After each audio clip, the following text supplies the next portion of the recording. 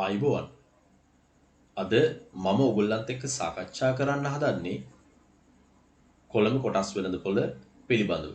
අපි දන්නවා ලෝකේ කොටස් වෙළඳපොළවල් හරහා විශේෂයෙන්ම ධනවතුන් බවට පත් වුණු විශාල ප්‍රමාණයක් ඉන්නවා.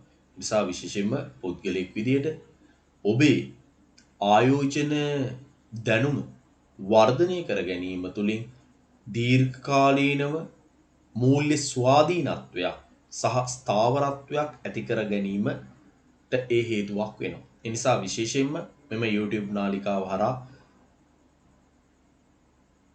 තමන්ගේ ආයෝජන දැනුම වර්ධනය කර ගැනීමට දැනුම සම්භාරයක් ඉදිරියේදී ඔබත් එක්ක සාකච්ඡා කරන්න බලාපොරොත්තු වෙනවා. ඒ විතරක් නෙමෙයි අපි දන්නවා විශේෂම උසස් පෙළ වාණිජ්‍ය විෂය ධාරාව හදාරන ළමුන්ට විෂය ධාරාව තුලම කොටස් වෙළඳපොළ පිළිබඳව සිද්ධාන්ත හැදෑරීමට තිබුණා. බොහෝ ශිෂ්‍යයින් තමන්ගේ උසස් අධ්‍යාපනයෙන් පස්සේ මේ කොටස් වෙළඳපොළ ආයෝජනය පිළිබඳව බර තැබීම ඊටාම අවම මට්ටමක තමයි ශ්‍රී ලංකාවේ තියෙන්නේ. එම නිසා විශේෂයෙන්ම මෙම නාලිකාව හරහා අපිට හැකියාව ලැබෙනවා තමන්ගේ හිතවතුන්ගේ මේ ආයෝජන දැනුම වර්ධනය කරගන්න. ඒ විතරක් නෙමෙයි තමන් කොහොමද දීර්ඝකාලීන මූල්‍ය ස්වාධීනත්වයක් ඇති කරගන්නේ යම්කිසි අවස්ථාවක තමන්ගේ රැකියාව අහිමි වුණොත් විශේෂයෙන්ම මේ COVID-19 කාල පරිච්ඡේදය වගේ අවස්ථාවක තමන්ගේ ප්‍රධාන ආදායම් මාර්ගය අහිමි වුණොත් යම්කිසි කාලයක් අඛණ්ඩව තමන්ගේ ජීවන ක්‍රමවේදය පවත්වාගෙන යාම සඳහා තමන් ආයෝජන තීන්දුව తీන්න සම්බන්ධයෙන් බර තැබීමක් කර තිබෙනවාද කියන එක සම්බන්ධයෙන් අපිට හිතා බලන්න මේ කාල පරිච්ඡේදය හොඳ අවස්ථාවක් වෙනවා. එහෙනම් මම අද දවසේ කතා කරන්න සූදානම් කොළඹ කොටස් වෙළඳපොළ කියන්නේ මොකක්ද කියන එක සම්බන්ධයෙන්. විශේෂයෙන්ම කොළඹ කොටස් වෙළඳපොළ කියලා කියන්නේ ලංකාවේ ලයිස්තුගත සමාගම්වල කොටස් හිමියන් එම සමාගම්වල කොටස් හෝ ණය කර හව වෙනත් සුරකුම්පත් මිලදී ගැනීම සහ විකිණීම සඳහා ස්ථාපිත කරපු ඇපයෙන් සීමිත සමාගමක් තමයි කොළඹ කොටස් වෙළඳපොළ කියන්නේ. මේ පැහැදිලිවම ද්විතීයික වෙළඳපොළක්. කොටස් මිලදී ගත්ත පාර්ශ්වයන් නැවත කොටස් විකුණන ස්ථානයක් තමයි අපි ද්විතීයික වෙළඳපොළක් විදිහට හඳුනාගන්නේ. විශේෂයෙන්ම 2021 මැයි මාස 31 දින වන විට විශේෂයෙන්ම ශ්‍රී ලංකාවේ කොළඹ කොටස් වෙළඳපොළේ නිල ලයිස්තුගත සමාගම් ප්‍රමාණය 284ක් පමණ වෙනවා. ඒ වගේම මෙම කොටස් වෙළඳපොළ හරහා විශේෂයෙන්ම සමාගම්වල ප්‍රාග්ධනීය උත්පාදනය සඳහා දායක වීමක් වෙනවා. එහෙනම් මම සූදානම් මේ නිල ලයිස්තුගත සමාගමක් කියන්නේ මොකක්ද කියන එක පිළිබඳව තව පුළුල් පැහැදිලි කිරීමක් කරන්න. අපි දන්නවා විශේෂයෙන්ම අප සමාජයේ ව්‍යාපාර සංවිධාන වර්ග තියෙනවා. තනි පුද්ගල ව්‍යාපාර, තනි පුද්ගලෙක් විසින් ප්‍රාග්ධනය යොදලා පවත්වාගෙන යන ඒවා. පොඩි සිල්ලර කඩයක් වගේ දෙයක්. ඒ වගේම හවුල් ව්‍යාපාර තියෙනවා. කීප දෙනෙක් එකතු වෙලා ප්‍රාග්ධනය යොදලා පවත්වාගෙන යන එකක්. සමහරක් වෙලාවට දොස්තරලාගේ ඊ-චැනලින් සේවාවක් වෙන්න පුළුවන්. ඒ වගේම වරලත් ගණකාධිකාරීවරුන්ගේ හවුල් ව්‍යාපාරයක් වෙන්න පුළුවන්. ඒ වගේම ඔයගොල්ලන් දන්නවා අපේ සමාජයේ තියෙනවා 2007 අංක 7 දන්න සමාගම් 50ට ප්‍රකාරව ස්ථාපනය කරනු ලබන සංස්ථාපනය කරනු ලබන සමාගම් විශේෂයෙන්ම මෙවැනි සමාගම් හඳුනා ගැනීම සඳහා 9 අගට පුද්ගලික සමාගම් කියන අදහස යෙදෙනවා.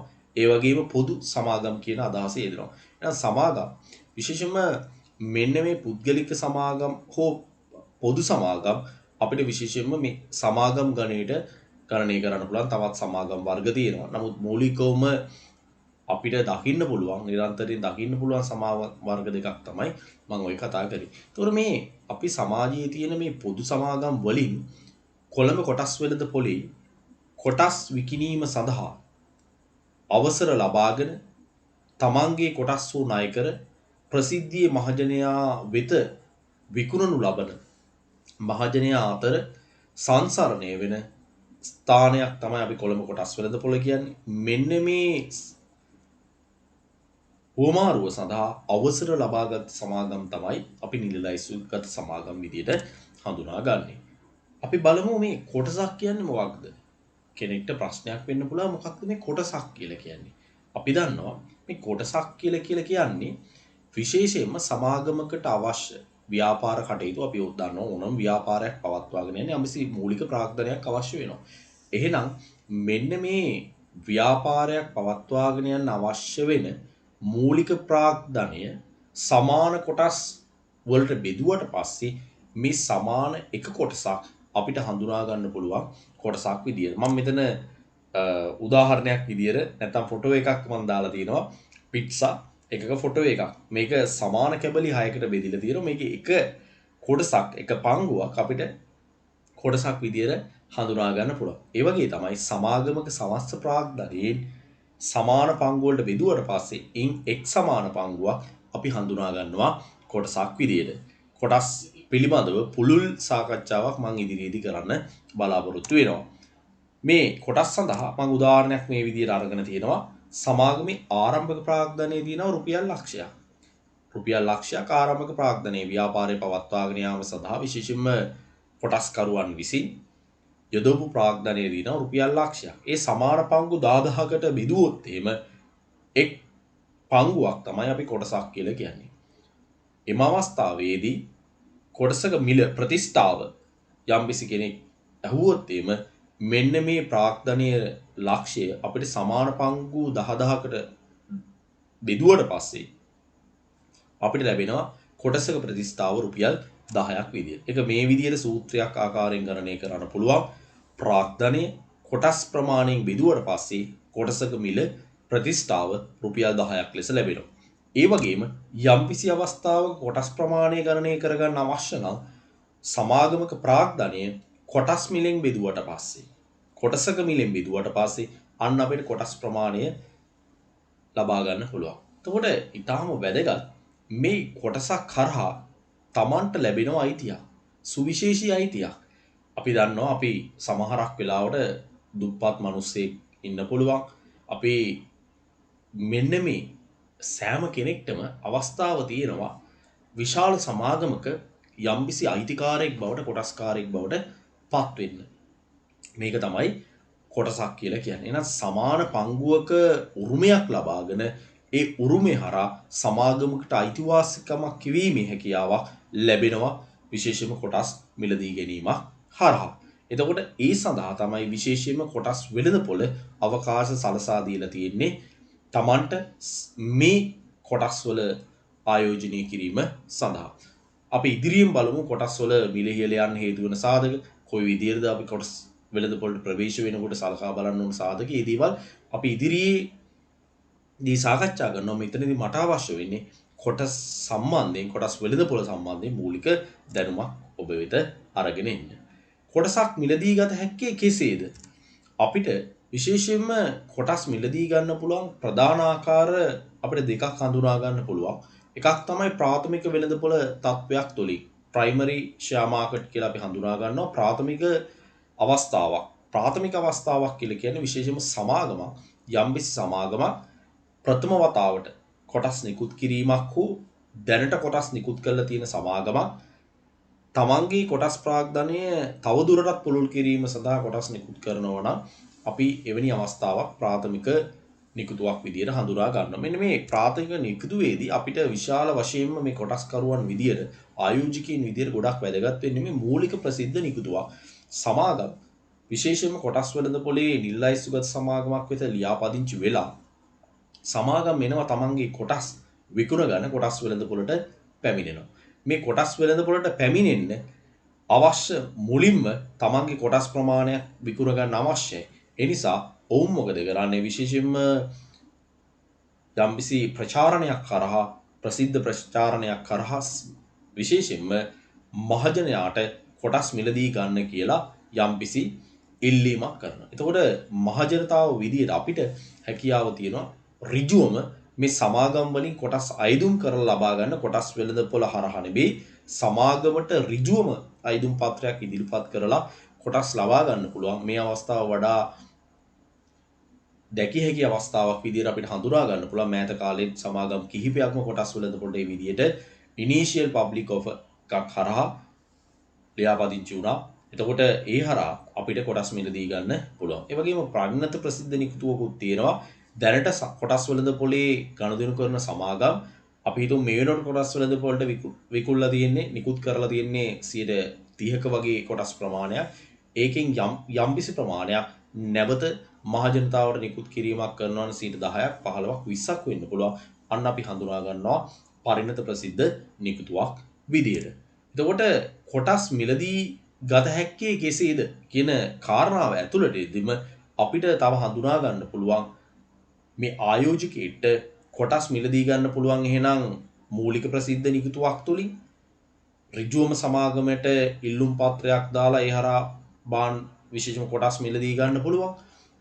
නමුත් අපි දන්නවා විශේෂම සමාගමක් කොටස් නිකුත් කරලා ඉවරුණාට පස්සේ කොටස් වෙළඳපොළට අපිට නැවත ඒ සමාගමෙන් කොටස් මිලදී ගැනීමට තියෙන හැකියාව නොමැති වෙනවා ඔවුන් අලුත් නිකුත් කිරීමක් සිදු කරනකම්. ඒ නිසා මෙන්න මේ අවස්ථාවේදී විශේෂම ආයෝජකයෙක්ට පුළුවන් තමන්ගේ මුදල් විශේෂයෙන්ම ශ්‍රී ලංකාවේ කොළඹ කොටස් වෙළඳපොළ හරහා දැනට කොටස් මිලදී අරන් ඉන්න කොටස් හිමියන්ගේ අපිට මිලදී ගන්න. මේ සඳහා අපිට මධ්‍යම තැන්පතු ඒකකයේ ගිණුමක් අවශ්‍ය වෙනවා. අපි ඉදිරියෙන් කතා කරනවා මේ ගිණුම් විවෘත කිරීම සම්බන්ධයෙන්. මෙන්න මේ ගිණුමක් හරහා අපිට පුළුවන් ආයෝජකයන්ගේ අතර හුවමාරු වෙන කොටස් සඳහා ලන්සු තැබීමක් කරන්න. එහෙනම් පැහැදිලිවම මෙන්න මේ වෙළඳපොළ අපි හඳුනා ගන්නවා සෙකන්ඩරි මාකට් එක විදියට ද්විතීයික කොටස් වෙළඳපොළ විදියට ප්‍රාථමික වෙළඳපොළ තුලින් ආයෝජකයන් විසින් ලබාගත් කොටස් ප්‍රාථමික වෙළඳපොළ තුලින් කියන්නේ ඍජුවම සමාගමෙන් මිලදී ගත්ත කොටස් නැවත තමන්ගේ මූල්‍ය අවශ්‍යතාවයන් හෝ තමන් ප්‍රාග්ධන ප්‍රතිලාභ ලබා ගැනීමේ අරමුණින් හෝ වෙනත් කුමන හෝ හේතුවක් මත තමන්ගේ ආයෝජනීය මුදල් බවට පරිවර්තනය කරගන්න අවශ්‍ය නම් අන්න ඔවුන්ට හැකියාව තියෙනවා කොළඹ කොටස් වෙළඳපොළ හරහා තමන්ගේ කොටස් විශේෂයෙන්ම තවත් ආයෝජකයින් වෙත අලෙවි කරන්න. එහෙනම් පැහැදිලිවම මට ඔබට කියන්න තියෙන්නේ ඔබ කොටස් වෙළඳපොළට ප්‍රවේශ වෙන්නේ බොහෝ අවස්ථාවලදී මෙන්න මේ ද්විතීයික වෙළඳපොළ තුලින් කොටස් ලබාගෙන. මේක තමයි බොහෝ ආයෝජකයින් කොටස් වෙළඳපොළට ප්‍රවේශ වෙන මූලික අවස්ථාව. ඒ කියන්නේ මේ අද ඔබට කොටස් මිලදී ගන්න අවශ්‍ය නම් මේ මොහොතේ ප්‍රාථමික නිකුතුවක් තුලින් කොටස් යම්කිසි සමාගමක් නිකුත් කරන්නේ නැත්තම් ඔබට අද කොටස් වෙළඳපොළට ප්‍රවේශ වෙන්න පුළුවන්. හැබැයි ප්‍රවේශ වෙන්නේ ද්විතීයික වෙළඳපොළ හරහා. ඒ නිසා ප්‍රාථමික නිකුතුවක් තියෙනකන් ඔබ බලන් ඉන්න අවශ්‍ය නැහැ.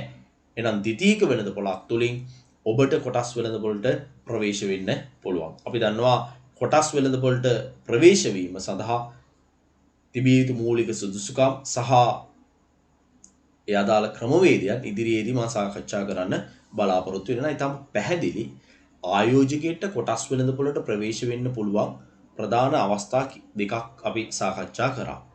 ඒ සාකච්ඡා දෙක අතර විශේෂයෙන්ම මේ ප්‍රාථමික වෙළඳපොළ තත්ත්වයක් සහ ද්විතීයික වෙළඳපොළ අපිට හඳුනා ගන්න පුළුවන්. මේ අනුව ඔබට හැකියාව තියෙනවා මේ ප්‍රාථමික වෙළඳපොළක් හෝ ද්විතීයික වෙළඳපොළක් හරහා ඔබට කොටස් වෙළඳපොළට ප්‍රවේශ වෙලා කොටස් මිලදීගෙන ආයෝජකයෙක් බවට පත්වෙන්න. ඒ වගේම කොටස් වෙළඳපොළ තුල ගනුදෙනු වන මොනවද මේ සුරකුම්පා විශේෂම සාමාන්‍ය කොටස් මේ සාමාන්‍ය කොටස් ප්‍රධාන කොටස් දෙකක් යටතේ අපිට සලකා බලන්න පුළුවන් ඡන්දය පාවිච්චි කරන්න පුළුවන් සාමාන්‍ය කොටස් තියෙනවා අපි කියන voting shares ඒ වගේම ඡන්දය පාවිච්චි කළ නොහැකි සාමාන්‍ය කොටස් තියෙනවා අපි ඒවලට non voting shares කියලා කතා කරනවා ඒ වගේම වර්ණීය කොටස් බලපත්‍ර සහ සාංගමික ණයකර මෙන්න මේ කොටස් වෙළඳපොලේ ගනුදෙනු වන සුරකුම්පත් සම්බන්ධයෙන් මම තව දවසක ඊටාම පුළුල් ලෙස සාකච්ඡා කරන්න බලාපොරොත්තු වෙනවා එතකන් ඔබට කොටස් වෙළඳපොළ සම්බන්ධයෙන් මූලික දැනුම මේ විදිහට යාවත් කාලීන කරගන්න පුළුවන්. ඉදිරියේදී මම බලාපොරොත්තු වෙනවා විශේෂයෙන්ම දීර්ඝ කාලීනව කොටස් වෙළඳපොළට ප්‍රවේශ වෙලා ප්‍රතිලාභ ලබන තැනට වෙනකන් ඔබගේ දැනුම අලුත් කිරීමට අවශ්‍ය මූලික දැනුම අරගෙන එන්න බලාපොරොත්තු වෙන නිසා මේ YouTube channel එක like කරලා subscribe කරලා සහයෝගයක් ලබා දෙන්න කියලා ඉල්ලා සිටිනවා.